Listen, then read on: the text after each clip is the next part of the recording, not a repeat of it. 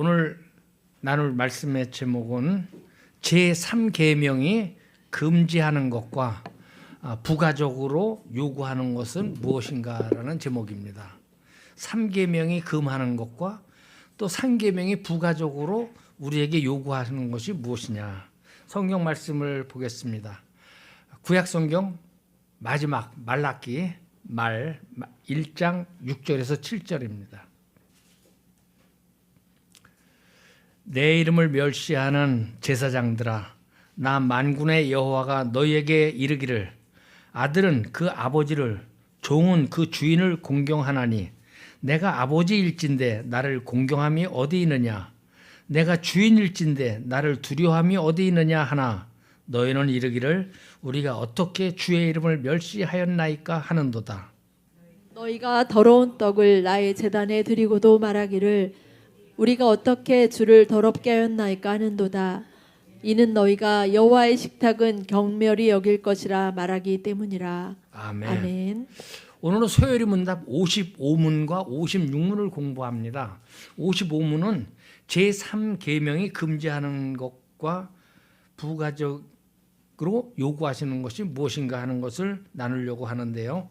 55문은 우리에게 제3계명이 금지하는 것이 무엇입니까? 라고 질문합니다. 그에 대한 대답은 제3계명은 하나님이 자신을 알리려 하신 것을 모독하거나 악용하는 것 모든 것을 금지합니다. 입니다. 한번 따라서 해보겠습니다.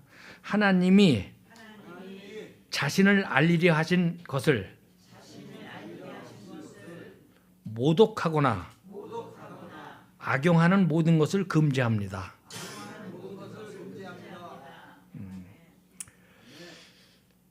56문은 제3계명에 부과된 논리가 무엇입니까? 인데요. 답은 이 계명을 범한 자들이 비록 사람의 형벌은 피할 수 있어도 여호와 우리 하나님의 심판은 피할 수 없다 하는 것입니다. 3계명이 뭐죠? 3계명 출애굽기 20장 7절에 있는 3계명이 나와 있는데요.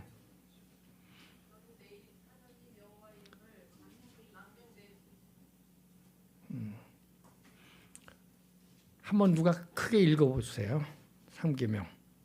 너는 내 하나님 여호와의 이름을 망령되게 부르지 말라. 아멘. 아멘. 너희는 하나님의 이름을 망령되이 일컫지 말라. 하나님이 어떤 분인지 확실히 알고 하나님의 이름을 부르라는 거예요. 그런데 그 하나님을 제대로 알지도 못하고 그리고 엉뚱한 소리 하면 안 되는 거죠. 하나님이 좋으신 하나님인데 하나님은 나쁜 하나님이야. 하나님은 사랑의 하나님인데 아예 하나님은 아주 그냥 사랑이라고는 영도 없는 하나님이다. 이렇게 하면은 하나님의 이름을 모독하는 것이고 잘못 사용하는 것이죠. 악용하는 것이죠. 그런 사람들은 모두 그렇게 하나님의 이름을 사용하는 것을 금지를 하고 또 그렇게 하는 사람들은 세상에서는 심판을 받을지 안 받을지 몰라도 하나님께서는 반드시 심판을 하신다는 것입니다. 하나님이 자기 자신을 알리려고 하는 것을 모독하거나 악용하는 것, 하나님이 자기 자신을 알리려고 하는 것이 무엇이죠? 무엇보다도 하나님의 이름입니다. 하나님께서는 인생들에게 자기를 나타내시기 위해서 사용하시는 그 이름을 헛되이 부르지 말라. 헛되이 부르는 자는 죄 없다고 말하지 않는다. 이렇게 말씀하셨습니다. 그래서 하나님의 이름을 대표적으로 말씀하셨는데요. 그 뜻을 풀어서 이야기할 때 하나님의 이름과 칭호와 속성과 규례와 말씀과 행사를 존경하는 마음으로 거룩하게 사용하라 하는 것이 제3계명이 가지고 있는 그런 명령입니다. 지난 시간에 함께 공부를 했죠. 하나님의 이름과 칭호와 속성과 규례와 말씀과 행사를 존경하는 마음으로 거룩하게 사용하라 했어요. 이름과 칭호와 속성과 규례와 말씀과 행사의 순서가 쭉 나와요. 맨 앞에 나오는 게 제일 중요할까요? 제일 중요하지 않을까요? 보통 어떤 경우에는 제일 무슨 대회를 할 때 무슨 뭐 피아노로 대회를 한다거나 아니면 뭐 미술 그리기 대회를 할 때 이렇게 보면은 꼴찌부터 불러요. 그렇죠? 꼴찌부터요. 그런데 아주 중요한 거는 또 1등부터 부르는 경우가 있어요. 이렇게 공고문 내고 그러면 1등부터 부릅니다. 하나님의 이름과 칭호와 속성과 규례와 말씀과 행사에서 제일 먼저 나온 게 하나님의 이름이죠. 하나님의 이름이 모든 것을 다 대표하는 거예요. 하나님의 이름을 생각하면은 하나님의 이름은 고유한 이름이 있죠. 또 우리와의 관계를 나타내는 직함도 있고요. 또 칭호와 속성과 규례와 말씀과 행하신 모든 일들이 다 하나님께서 자기 자신을 드러내시는 데 쓰이시는 것입니다. 우리는 이렇게 하나님이 자기 자신을 드러내서 쓰시는 그것을 속되게 하거나 악용해서는 안 된다. 이것을 금한다 하는 것이 3계명에 금하는 내용입니다. 우리가 읽은 말라기 1장에서 6절부터 7절을 보면은 하나님은 불경건과 불충성의 제사를 미워하시는 것을 볼 수가 있습니다. 하나님이 지금 말라기 선지자를 통해서 제사장들에게 뭐라고 말합니까? 지금 내 이름을 멸시하는 제사장들아 이렇게 말합니다. 제사장들을 부르는데 내 이름을 멸시하는 제사장들아 이렇게 부르고 있어요. 당시 제사장들은 누구의 후손이냐? 아론의 아들의 후손들이에요. 나답과 아비후의 후손입니다. 그들은 제사장으로서 하나님을 영화롭게 하고 또 제사장은 스스로 성결하게 해야 됩니다. 그래서 백성들을 경건하게 이끌어야 할 책무가 있습니다. 천주교는 그런 게 있어요. 밖에서 같이 모여서 신부님이나 성도들하고 같이 신자들하고 모여서 이야기를 하고 놀고 떠들고 그러다가 성당 안에 들어갈 때 신부가 들어가는 분이 별도로 있어요. 뒤에로다가 해서 이렇게 들어가서 분이. 그래서 얘 가가지고 신부 가운 딱 입으면 그때서부터 신부예요. 아주 거룩한 몸이 되죠. 그리고 이제 미사가 끝난 다음에 마지막에 이제 우리는 성찬식인데 그 사람들도 이제 성찬식을 하는데 우리는 그것을 예수님이 기념하라고 했기 때문에 기념하는데 천주교는 그 의미가 틀려요. 그 떡이 바로 예수님의 성체다 이렇게 생각을 해요. 무슨 얘기를 하려고 그러다 여기로 갔나? 천주교 신부들은 그렇게 미사 드릴 때만 복장을 갖추고 딱 하는데 그거 끝나면 같이 뭐 포도주도 먹고 뭐 독한 술도 먹고 그냥 같이 즐겁게 놀아요. 근데 우리 개신교 목사님들은 구별돼야 돼. 구별돼. 제가 그 검단이라는 데서 인천 검단 신도시라는 데서 살았는데요. 뭐 그냥 거기가 사람이 굉장히 많이 늘어났어요. 인구가 엄청 늘어났어요. 나 아는 사람이 없겠지. 그리고 반바지 입고 티셔츠 입고 나갔어요. 그랬다가 또 옛날서부터 아는 친구를 만나가지고 그 친구가 만나서 야 누구네 사무실 가서 차 한잔 하자. 그래서 부담 없이 갔어요. 갔더니 이제 그 친구의 사무실을 갔는데 또 거기 그 친구가 또 들어왔어요. 그래가지고 이제 소개를 하니까 이 사람 누구냐? 이 사람은 이게 뭐 누군데 김종찬이라고 하고 어디 교회 목사님이야. 그랬더니 목사님? 그리고 위아래로다가 이렇게 쳐다보는 거예요. 야 목사님이 어떻게 반바지 입고 티셔츠 입고 나왔느냐 이 말이에요. 그래서 그 다음서부터는 반바지 입고 티셔츠 입고는 나가질 않았어요. 밖에 나갈 때만 항상 복장을 갖추고 나갔어요. 서울 오니까 그런 거 없어서 좋아. 만약에 반바지 입고 나가도 좋고. 그런데 그런 거는 이제 외적으로 나타나는 거지만은 목사가 앞에 나와서 설교를 하고 밖에 나가서는 설교한 거고 전혀 틀리게 산다고 생각해 보세요.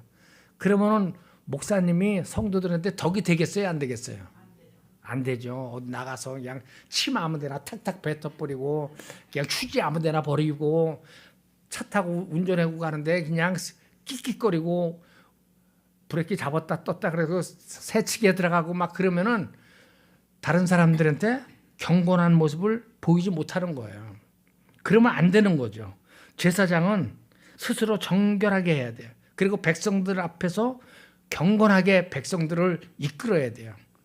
그래서 나 닮아라 나 닮아라 하면서 그 경건한 삶을 살아가야 되는 거죠. 그런데 말라기 선지자 당시에 물론 그 전서부터 그랬어요. 그 전서부터 그런데 하나님의 이름을 멸시하는 악행을 범하고 있었습니다.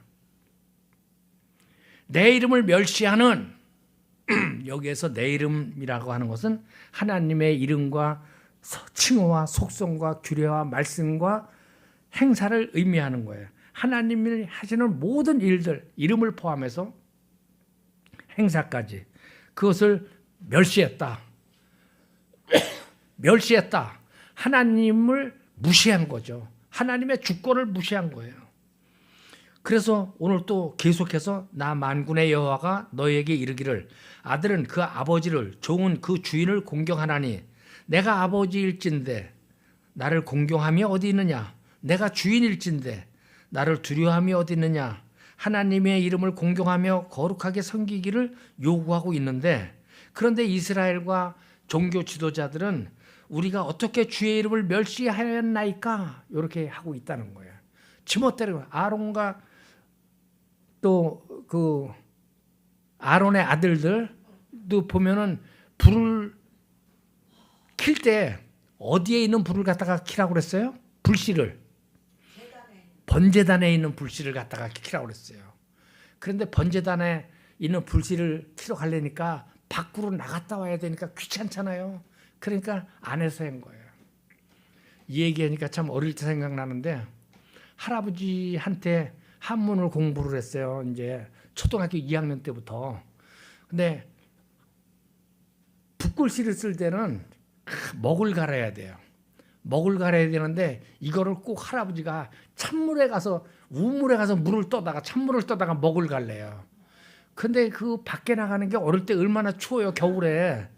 그러니까 그냥 숭늉 그릇에 있는 물 싹 부어가지고 갈아놓으면은 벌써 붓이 나가는 게 틀리나 봐. 야 종찬아 물을 어떤 물을 썼냐? 그런데 제가 거짓말했던 게 생각이 나요. 그래서 참 할아버지 산소에 가서 쓸 때마다 할아버지의 추억을 대부분 다 잊어버렸는데 할아버지한테 그 목 가를 때 숭늉으로 가른 거 내가 거짓말한 게 늘 떠올라서 할아버지한테 죄송해요. 근데 이스라엘 백성들이 그렇게 제사장들이 하나님의 말씀을 어기고 또 엘리 제사장의 두 아들 흠니와 비느하스도 또 그렇게 하나님 앞에서 나답과 아비후가 불을 잘못 쓴 거고 예. 내가 순서를 틀리게 했는데도 또 권사님이 또 순서를 바로 잡아주셨어요. 감사합니다. 제가 이렇게 개똥같이 얘기를 해도 다 찰떡같이 알아듣시는 거야. 얼마나 좋은지 모르겠어요. 어쨌든 주의 이름을 멸시하였나이까 하고 질문을 하나님한테 하고 있다는 거예요. 거기에 대한 답변이 너희가 더러운 떡을 나의 제단에 드리고도 말하기를 우리가 어떻게 주를 더럽게 하였나이까 하는도다. 이는 너희가 여호와의 식탁은 경멸히 여길 것이라 말하기 때문이라.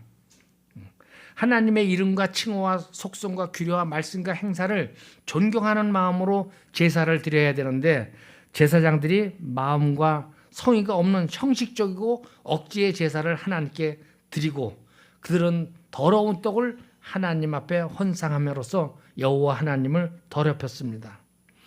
얼마나 가증했든지 하나님은 말라기 1장 10절에서 누군가가 성전문을 닫았으면 좋겠다. 저 이스라엘 제사장들이 백성들이 내한테 와서 제사 드리는 게 꼴도 보기 싫다는 거예요.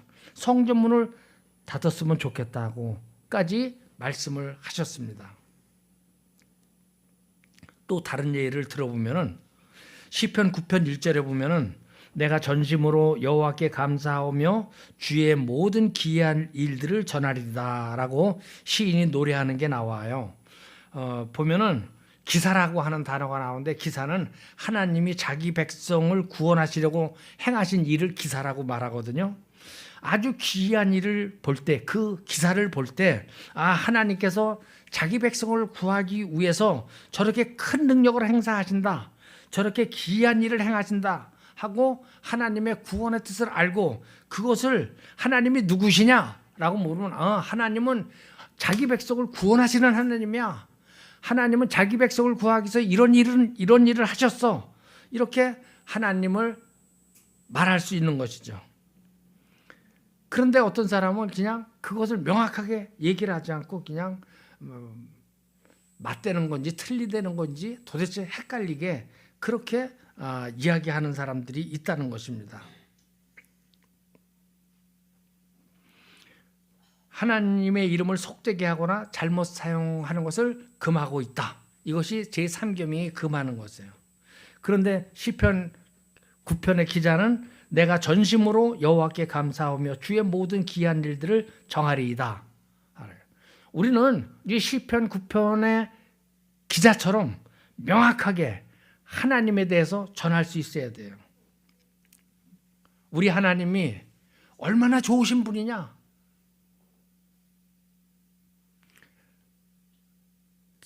지난 날을 살아온 일들을 되돌아보면 모든 것이 다 하나님의 은혜였다.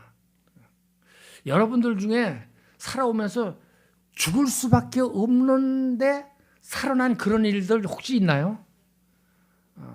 저는 그런 것을 경험을 했어요. 그래가지고 그때는 하나님에 대해서 그렇게 잘 알지도 못하는 때인데 지금 이제 지나고 나서 생각하면은 내가 어떻게 그때 안 죽고 살아났지? 하나님의 은혜였다. 그런 생각을 합니다. 어떤 사람은 예수가 죽었다가 살아났다던데 그렇게 얘기하는 사람도 있어요. 살아났다가 아니라 낫다던데 그렇게 말해요. 그래서 명확하게 얘기를 하지 않아요. 그것도 하나님의 이름을 올바로 사용하지 않는 거예요. 분명하게 말하지 않는 거예요. 어떤 사람들은 그냥 명확하게 해야 된다 하는 것에 대해서 왜 그렇게 명확하게 해야 되느냐 그냥 이렇게 얘기해. 저 우리 집 사람하고 가끔씩 하다 그런 문제 때문에 부딪혀요.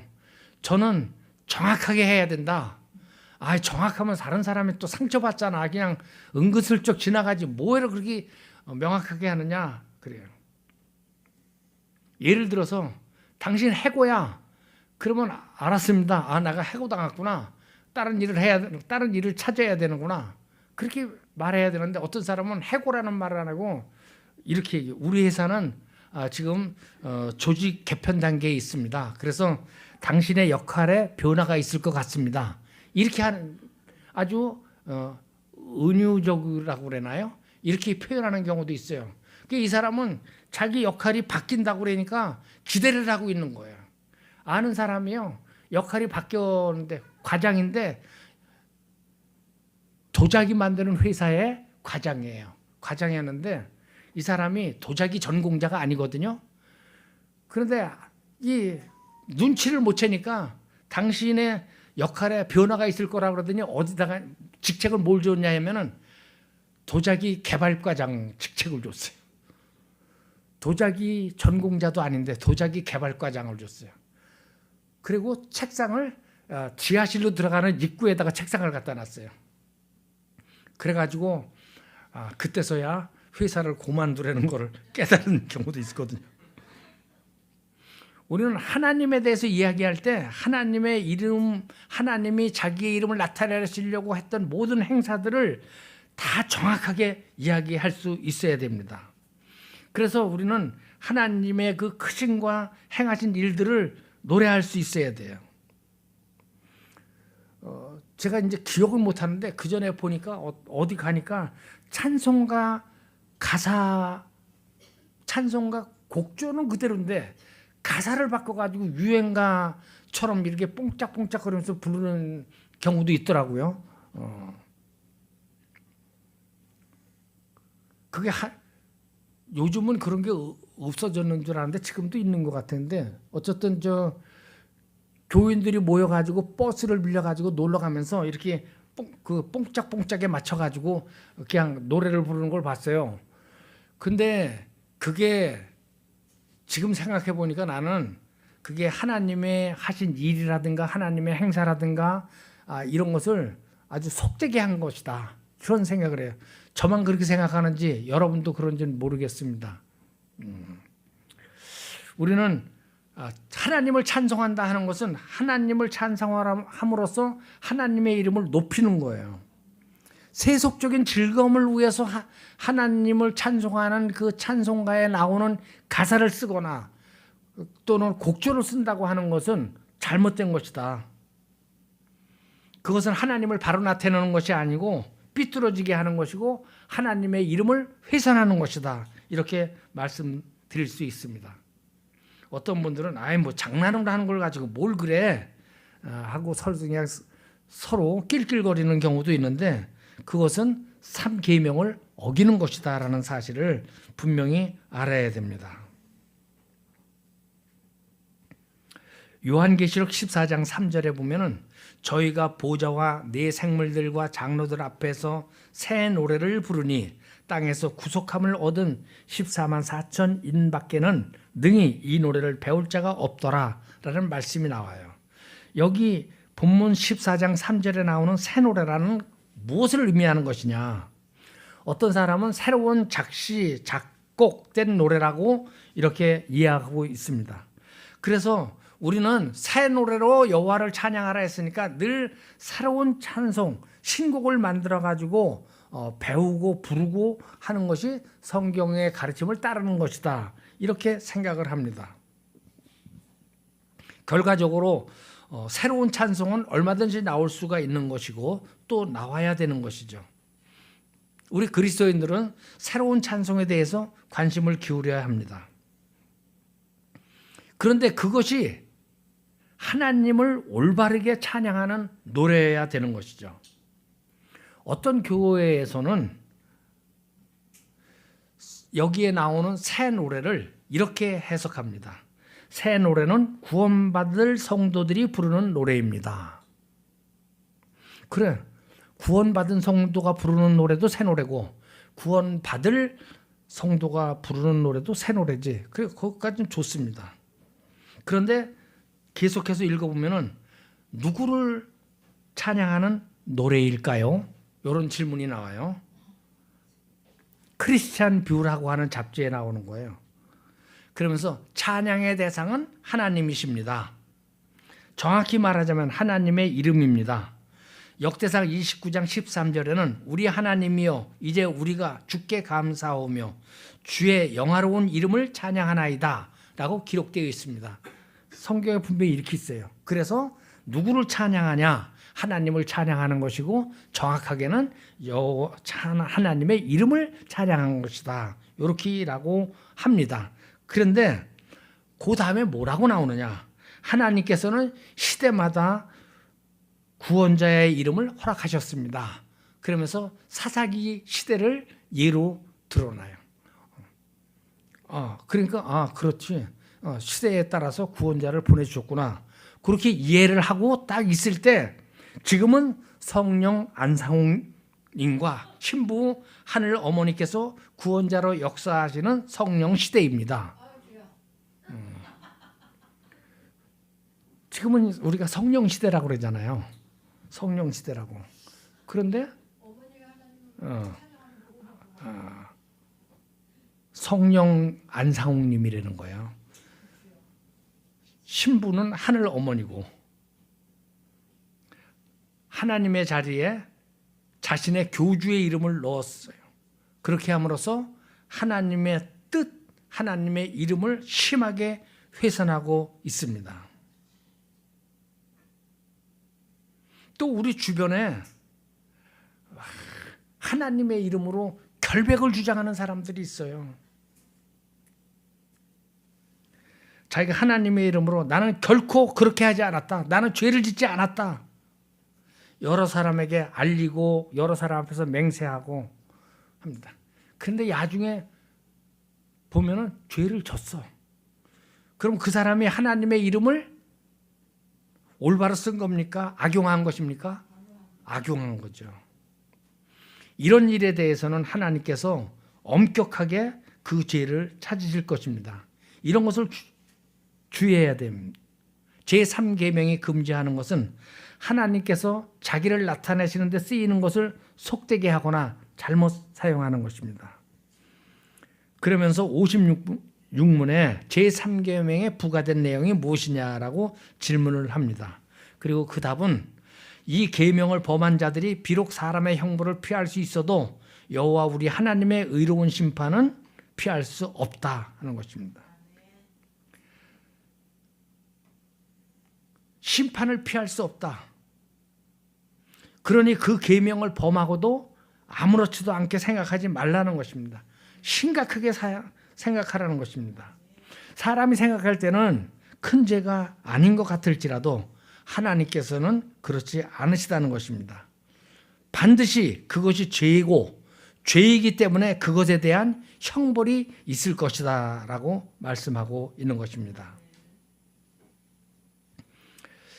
마태복음 12장 35절부터 37절을 보면은 예수님이 이렇게 말씀하셨어요. 선한 사람은 그 쌓은 선에서 선한 것을 내고 악한 사람은 그 쌓은 악에서 악한 것을 내느니라.